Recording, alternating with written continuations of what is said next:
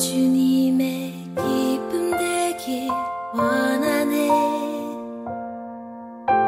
내 마음을 새롭게 하소서. 새 부대가 되게 하여 주사. 여러분들 옷을 새로 사면 빨아보셨죠? 새 옷. 새 옷 빨 때 조심해야 되죠?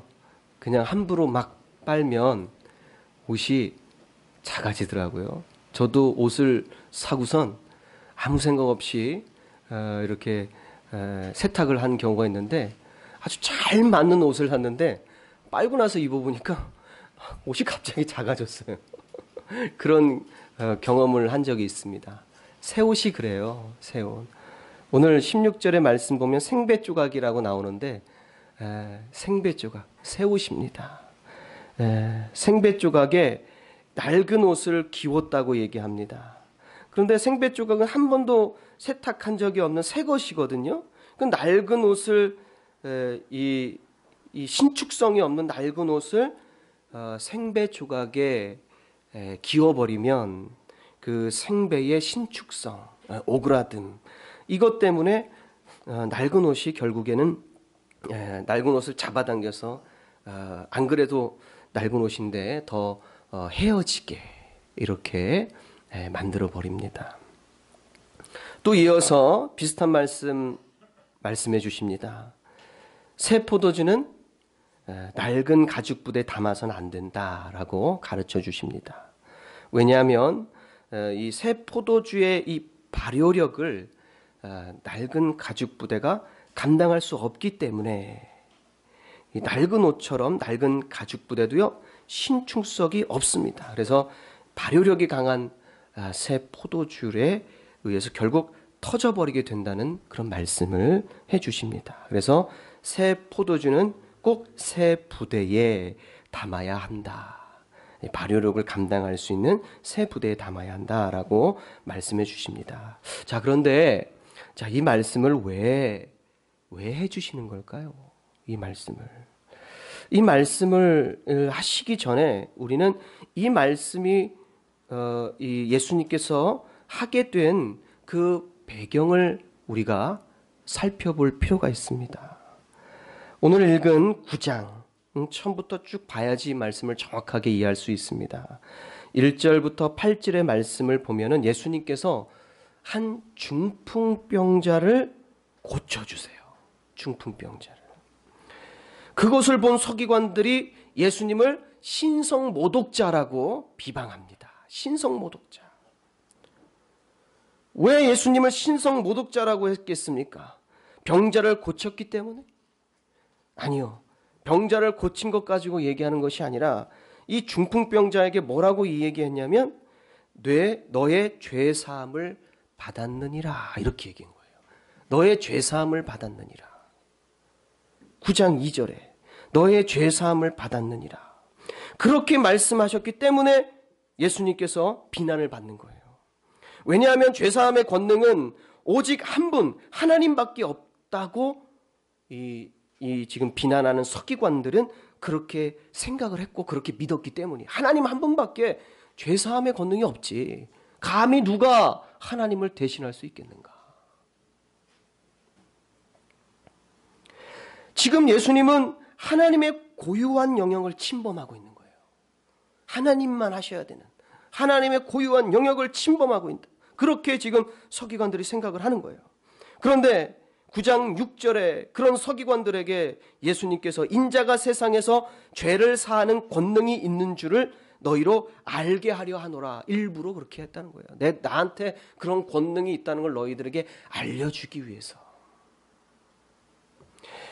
마태복음 1장 21절에 보면은 예수님이 탄생하실 것에서 예언할 때에 아들을 낳으리니 이름을 예수라 하라. 이는 그가 자기 백성을 그들의 죄에서 구원할 자이심이라. 죄에서 구원할 자로 보낸받은 메시아 예수님이에요. 죄의 권능을, 죄의 권세를 이길 예수님으로 메시아로 이 땅에 오셨어요. 그럼 죄에서 구원하는 죄사함의 권능이 예수님에게 부여된 것입니다. 이 말씀 속에서 예수님께서 친히 하시는 이 죄사함의 사역, 이것은 서기관들 그리고 그 주변에 함께했던 사람들에게 아주 충격적인 새로운 것이었어요. 그들은 생각할 수도 없었던 아주 새로운 것이, 하나님 한 분밖에는 죄사함의 권능이 없는데 예수님께서 그 권능을 가졌다? 이거는 충격적인 사건입니다. 새로운 것이에요. 서기관들은 이런 예수님을 통한 하나님의 일, 예수님을 통해서 죄사함의 권능이 일어나는 그런 하나님의 일을 받아들일 수 없는, 받지 못하는 옛 모습에 그대로 머물러 있는 상태입니다. 그 예수님의 새로운 사역, 죄사함의 권능을 가지신 예수님의 이 사역을 서기관들의 낡은 생각에 기워질 수가 없는 거예요. 생배 조각에 낡은 옷 기워질 수 없듯이 예수님의 이 새로운 사역을 서기관들의 낡은 생각에 기워질 수 없는 거예요. 예수님의 사역은 아주 역동적입니다. 친히 오셔서 사람들에게 죄사함의 권세를 막 일으키시는 거예요. 생명을 구원하시고 역동적이요 풍성한 구원의 은총, 그 생명력을 서기관들의 이 낡은 부대는 얘는 담을 수가 없었던 것입니다. 이런 구원의 열매를 맺게 하는 새로운 변화에 따라가지 못하는 낡은 옷, 낡은 가죽 부대였던 거죠, 이 사람들이. 그러나 예수님의 사역을 믿고 받아들이고 따르는 사람들은 새 부대가 되는 줄 믿습니다. 이어서 예수님께서 세관에 앉아있는 마태라는 사람을 부르십니다. 마태는 세리입니다. 예수님 당시 그 유대 사회에서 세리는요, 세금을 강제로 징수하고 부당하게 징수하는 가장 악질적인 사람으로 평가받는 그런 계층입니다. 세리는 악질적인 사람, 자기 민족의 피를 빨아먹는 사람, 그렇게 생각했어요.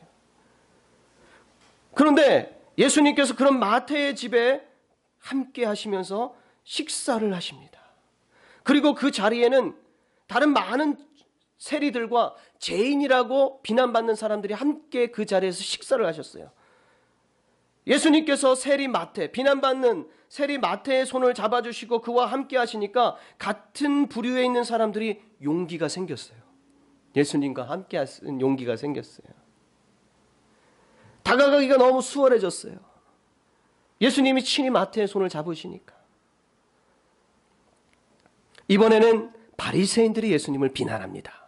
바리새인들이 이런 예수님의 모습을 보고 예수님의 제자들에게 이렇게 얘기해요. 어찌하여 너희 선생은 세리와 죄인들과 함께 잡수시느냐? 어찌하여 세리와 죄인들과 함께 잡수시느냐? 이렇게 비난했어요.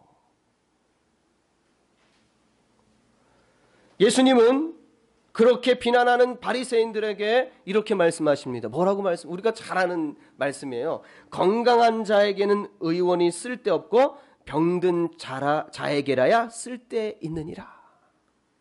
내가 의인을 부르러 온 것이 아니요 죄인을 부르러 왔노라 하고 12절 13절에 그렇게 얘기합니다. 건강한 자에게는 의원이 쓸데없고 병든 자에게 쓸데있다. 내가 의인을 부르러 온 것이 아니라 죄인을 부르러 왔다. 죄인과 함께하는 예수님께서 당신이 그렇게 하시는 이유를 설명합니다. 바리새인들은 자기들 스스로요 의인이라고 생각했어요. 자기가 자기를 평가할 때 의인이다 생각했어요. 그래서 죄인들을 멀리했습니다. 죄인들은 물들면 안 돼. 죄인들과 손잡았다가 나도 더러워지니까, 같이 식사했다가 나도 더러워지니까 이 사람들하고는 가까이 하면 안 돼. 난 의인이니까. 그래서 죄인들을 멀리할 뿐만 아니라 죄인들이 하나님께로 나아가는 것조차도 막아버립니다. 가로막는 사람들이었어요. 메시아는 저런 죄인들, 마태와 같은 사람, 그리고 그들과 함께 식사하는 저런 세리들과 그리고 저런 죄인들과 하나님이 보내시는 메시아는 절대로 저런 사람들과는 함께하지 않을 거야. 나와 같은 의인이 오실 메시아와 함께할 수 있는 존재지라고 이렇게 생각하는 거예요. 그러나 예수님의 생각은 전혀 달랐어요. 누가복음 15장 7절에 보면 죄인 한 사람이 회개하면 하늘에서는 회개할 것 없는 의인 99으로 말미암아 기뻐하는 것보다 더하리라. 더하리라. 죄인이 회개하면 하나님께서 기뻐하신다 그래요. 그러니까 예수님은 하나님의 뜻을 받들어서 죄인을 부르러 온 거예요. 하나님께 기쁨을 드리기 위해서. 하나님의 명령을 따라서 죄인을 회개시키고 부르러 왔습니다. 그러니까 죄인을 위해 오신 예수님의 사역, 이거는요 바리새인들은 상상조차도 할 수 없는 일이에요. 그래서 열심히 율법을 지키면 자기가 의인 되려고 노력하는 이 사람들이 죄인을 구원한다? 이거는 상상할 수 없는 일입니다.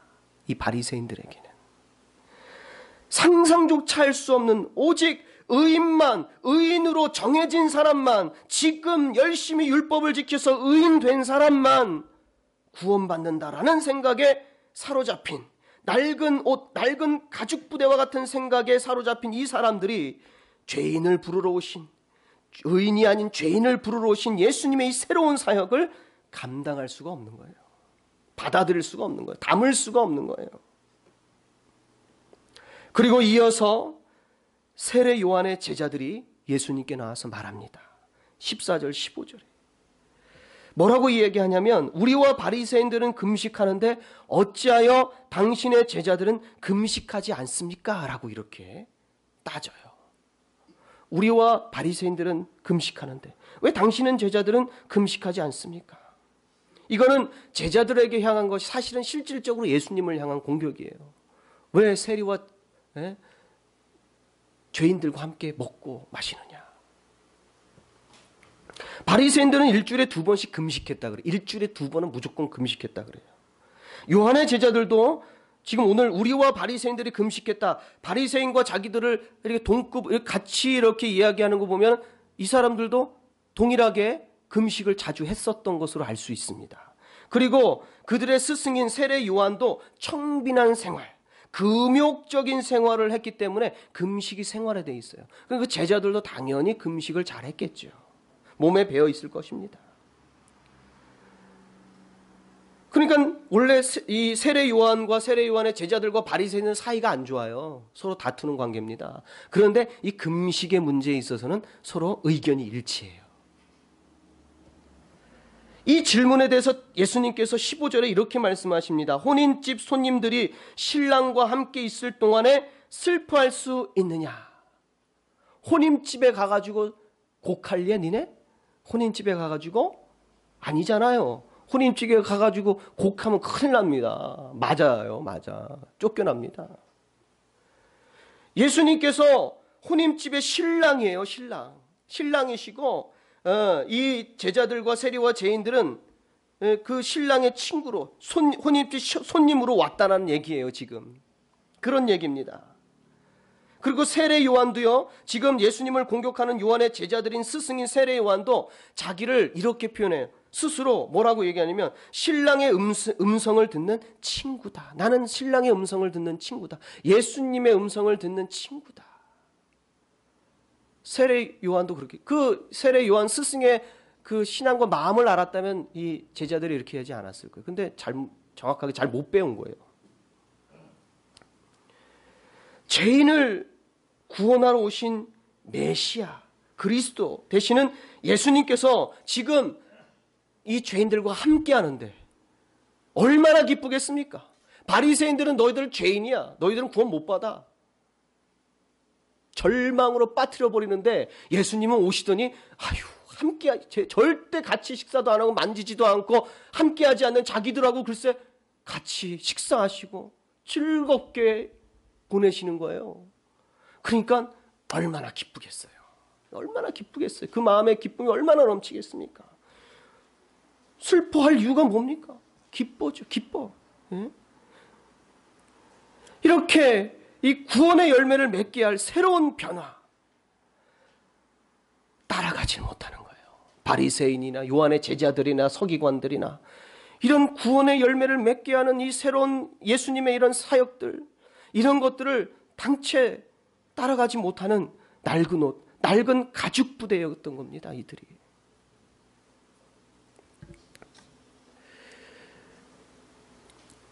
예수님께서 메시아, 그리스도 되심을 인지하지 못하는, 그래서 그것을 담지 못하는 낡은 옷, 낡은 가죽 부대.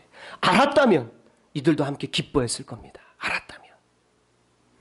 형식에 치우쳐서 금식일이 되면 의미 없이 습관처럼 금식하는 자의 모습은 신랑이신 예수님과 함께 있으면서도 기뻐하지 못하는 그저 낡은 옷, 낡은 가죽 부대에 불과했던 거예요. 예수님을 받아들이기 위해서는 낡은 모습은 버리고 새 모습으로 거듭나야 하는 것입니다. 그래서 성경은 우리에게 이전 것은 지나갔으니 보라 새 것이 되었도다. 우리가 새 것이라고 얘기합니다. 예수님을 믿는 사람들을 새 것이라고 얘기합니다. 새 것. 구약에 나오는 모든 율법들, 바리새인들이 그렇게 지키고 힘써 지키려 했던 그 모든 율법과 예식들, 전통과 형식은 예수 그리스도를 통해서 새롭게 갱신이 됐어요. 사라지고 없어지고 파괴된 것이 아니라 갱신된 거예요. 갱신. 예수 그리스도를 통해서. 그래서 하나님은요, 사람들에게 변화를 요구하십니다. 특히 바리새인들, 사두개인들, 제사장들, 요한의 제자들, 이런 사람들을 향해서 변화를 요구하십니다. 변화되어라. 그런데 안타깝게도 그 변화를 거부합니다. 그냥 낡은 옷으로, 낡은 가죽 부대로 남겠다라고 그렇게 이야기하는 거예요. 죄인을 부르시는 것, 전도죠. 죄인을 부르시고 전도하셔서 죄인을 부르시는 것, 하나님의 나라가 더 크게 확장되고 더 부흥하는 것, 낡은 가죽 부대는 이런 폭발적인 확장 부흥을 감당할 수가 없는 것입니다. 새로운 모습, 새 부대로서의 변화는 하나님께서요 지금도 우리에게 요구하시는 것인 줄 믿습니다. 변화, 새로운 모습, 새 부대로서 우리가 부흥의 목표를 세웠다면 우리가 새로운 부대로 변화되어야 될 줄 믿습니다. 부흥은 낡은 가죽 부대에 담을 수가 없는 비전이기 때문에 그렇습니다. 영원 구원이라는 하나님의 목적 앞에서 우리는 어떠한 형식도 어떤 전통도 절대 그런 하나님 목적 앞에 앞설 수 없다는 걸 우린 깨달아야 합니다. 그 목표 아래서 우린 끊임없이 변화해야 합니다. 13절에 말씀합니다. 내가 긍휼을 원하고 제사를 원치 아니하노라 하신 뜻이 무엇인지 배우라. 내가 긍휼을 원하고 제사를 원치 아니하노라 하신 이 낡은 옷과 낡은 가죽 부대와 같은 사람들에게 내가 긍휼을 원하고 제사를 원치 아니하노라 하신 뜻을 무엇인지 배우라. 이렇게 예수님 말씀하고 계세요. 형식과 전통에 치우쳐서 정작 영혼을 구원하는 일에는 소홀했던 변화 없는 사람들에게 하는 말씀입니다.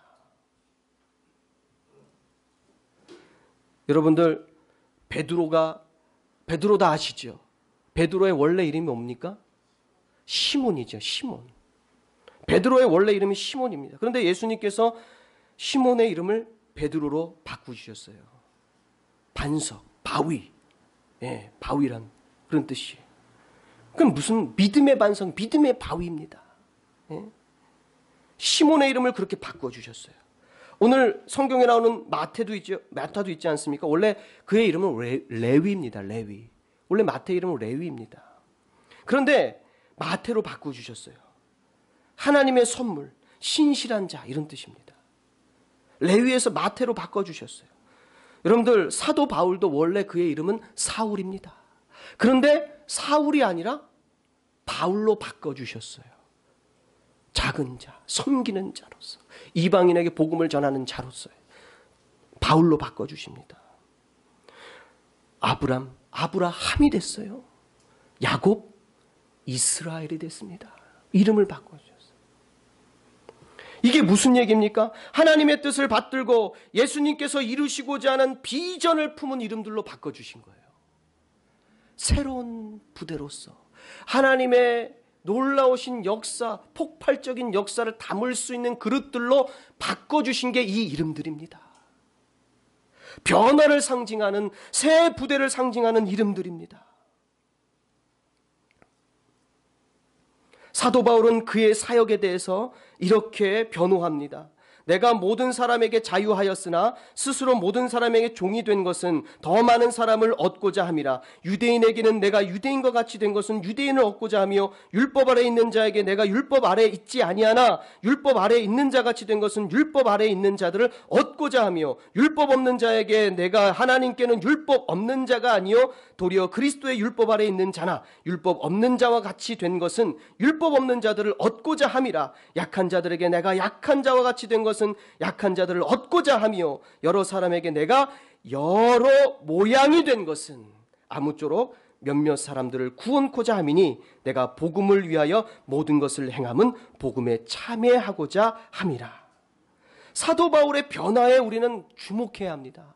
사도 바울은요 굉장히 변화를 많이 하는 사람이에요. 종과 같이 변화되고 자유인과 같이 변화되고 유대인과 같이 변화되고 율법 아래 없는 자 같이 변화되고 율법 아래 있는 자 같이 변화되고 약한 자와 같이 변화되는 사람. 여러 모양으로 막 변화돼요. 여러 모양으로. 왜요? 영혼을 구원하기 위해서. 하나님의 폭발적인 영혼 구원의 사역에 쓰임받기 위해서 그렇게 자기 자신을 끊임없이 변화시키는 거예요. 새 부대로. 주저하지 않습니다. 두려워하지 않습니다. 내가 변화되는 걸 두려워하지 않습니다. 때로는 내가 강하다고 생각하는데 약한 자와 같이 변화되 얼마나 자존심 상하겠어요. 그런데도 그는 두려워하지 않습니다. 하나님의 역사를 이루고 하나님의 사명을 내가 담을 수 있는 부대만 될 수 있다면 내가 지금 새 부대로 요구하시는 대로 변화할 것이다. 두려워하지 않고 주저하지 않고 이런 모습으로 변화하는 것입니다. 하나님의 역사, 부흥은 변화가 필수입니다. 하나님께서 이루시는 폭발적인 부흥을 담을 수 있는 그 새 부대로 우리는 변화되어야 될 줄 믿습니다. 복음의 폭발력을 감당할 준비가 되었습니까? 하나님께 제가 그걸 담을 수 있도록 새 부대가 되게 해달라고 간절히 기도할 수 있게 되기를 간절히 축원합니다. 기도하시겠습니다. 참으로 좋으신 하나님 아버지, 하나님, 새 부대는, 새 포도주는 새 부대에 담아야지 터지지 않는다 말씀하셨습니다. 성경에 나오는 바리새인과 요한의 제자